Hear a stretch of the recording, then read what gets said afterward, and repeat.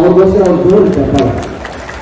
ಯಾಕೆಂದ್ರೆ ಸಾಂಗ್ ಬರಿಬೇಕಾದ್ರೆ ಬರೀ ಪದಗಳನ್ನ ಬರೆಯೋದಲ್ಲ, ಅದ್ರಲ್ಲಿ ಅರ್ಥ ಇರಬೇಕು, ಆ ಜಾನಪದ ಶೈಲಿ ಇರಬೇಕು. ನನಗೆ ಅದರಲ್ಲಿ ಕವಿಗಳೇ ನೀವು ಹೇಳಿದ್ರಿ ನಿಮ್ಮ ಲೈನ್ ಫೇವ್ರೇಟ್. ನನ್ನ ಫೇವ್ರೇಟ್ ಲೈನು,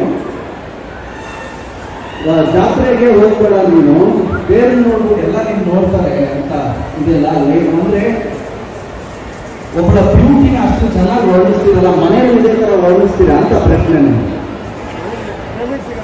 ಪೇಮೆಂಟ್ ಇಲ್ಲ, ಮನೇಲಿ ಪೇಮೆಂಟ್ ಇಲ್ಲ, ಅದು one of the best writer, ನನ್ನ ಕ್ಲೋಸೆಸ್ಟ್ ಫ್ರೆಂಡ್ ನಮ್ಮ ಕವಿಗಳು.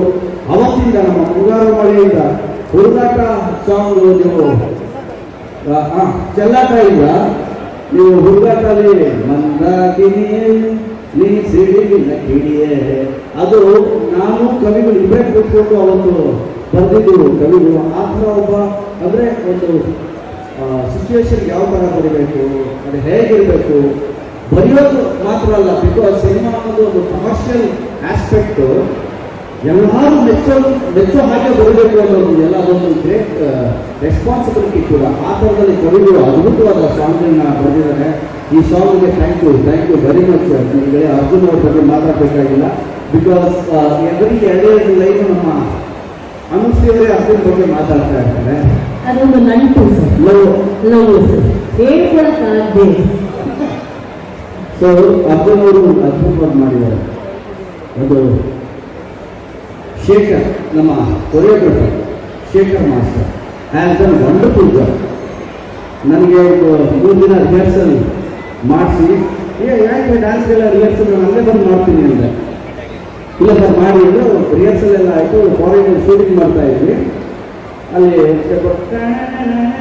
ಅಷ್ಟೇ ಬರ್ತಾ ಇತ್ತು. ಸೊ ಬಂದರೆ ನಾನು ರಿಹರ್ಸಲ್ ಮಾಡಿ ಓಕೆ ಟೇಕ್ ಅಂದರೆ ಓಕೆ ಟೇಕ್ ಒಂದಾಯಿತು, 1 more ಸರ್ ಅಂದರೆ 1 more ಅಂದರೆ ಇನ್ನೊಂದು ಟೇಕ್ ಆಯಿತು. ಅವ್ರು ಓಕೆ ಅಂತ ಕೊರಿಯೋಗ್ರಾಫರ್ ಓಕೆ ಮಾಡಿದಾಗ ಓಕೆ ಅಂದ್ಬಿಟ್ಟು ಹೋಗಿದ್ರು. ಅಲ್ಲಿ ಹೀರೋಯಿಸಮ್ ತೋರಿಸ್ಬಾರ್ದು. ಅಲ್ಲೇನಾಯ್ತು ಸರ್, ನಾನು ಹೇಳಿದೆ Shekhar master I can do better than this sir. No I do 1 more. ಎಷ್ಟು ಟೇಕ್ ಆಗಿರ್ಬೋದು? ಇಲ್ಲ 29 ಟೇಕ್ ಆಯಿತು. ಯಾಕೆ 29 ಟೇಕ್ಸ್? ಯಾಕೆ ಸರ್? ತೊಡೆಯಲ್ಲ ಬಂದ್ಬಿಟ್ಟು ಮಾಡಿ ಕಾಲ್ ಬಂದು ಅಮ್ಮ ನಾನು ಹೇಳ್ಕೊಂಡೆ. ಕೊರಿಯೋಗ್ರಾಫರ್ ಓಕೆ ಮಾಡಿದಾಗ ಅದಕ್ಕೆ ಪ್ರಸಂಗ ಮಾಡಬಾರ್ದು. ಅವ್ರೇನೋ ಒಂದು ಹೇಳಿರ್ತಾರೆ, ಓಕೆ ಅಂದ್ರೆ ಹೋಗ್ತಾ ಇರಬೇಕು.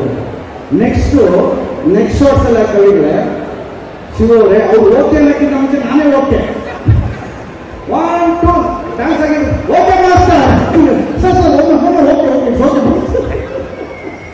So Shekhar master first time ನನ್ನ ಜೊತೆ ವರ್ಕ್ ಮಾಡಿದ್ರು ಕನ್ನಡದಲ್ಲೂ ಫಸ್ಟ್ ಟೈಮ್ ಅನಿಸುತ್ತೆ.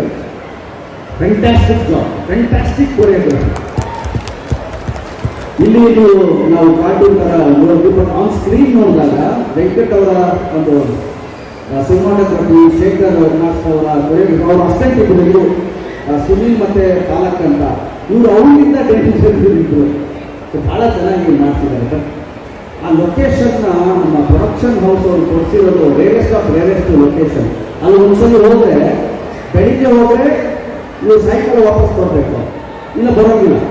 ಸಾಯಂಕಾಲ ಅಂದರೆ 4 ಗಂಟೆಗೆ ನೀವು ವಾಪಸ್ ಹೋಗಬೇಕು ಲೊಕೇಶನ್ನಿಂದ. ಅಲ್ಲಿ ಯಾವ ವೆಹಿಕಲ್ ಬರೋಕ್ಕಾಗಲ್ಲ, ಕೇಬಲ್ ಕಾರಲ್ಲೇ ಹೋಗಬೇಕು, ಕೇಬಲ್ ಕಾರಲ್ಲೇ ಬರಬೇಕು. ಸೊ 15 ದಿನ ನಾವು ಅಲ್ಲಿ ಅದೇ ಲೊಕೇಶನ್ ಅಂತೂ ಹೌದು.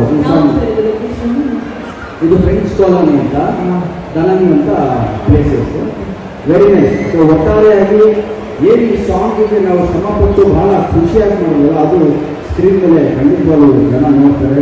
Thank you Srinivas sir and ನಮ್ಮ ಪ್ರೊಡ್ಯೂಸರ್ ಶರಣ್ಯ ಅವರು. ಅದೊಂದು ಸಾಂಗ್ ಇದೆ, ಅದು ಬೇರೆ ಸಾಂಗ್ ನೆಕ್ಸ್ಟ್ ರಿಲೀಸ್ ಮಾಡ್ತಾರೆ, ಅದು ಕೂಡ ಚೆನ್ನಾಗಿದೆ.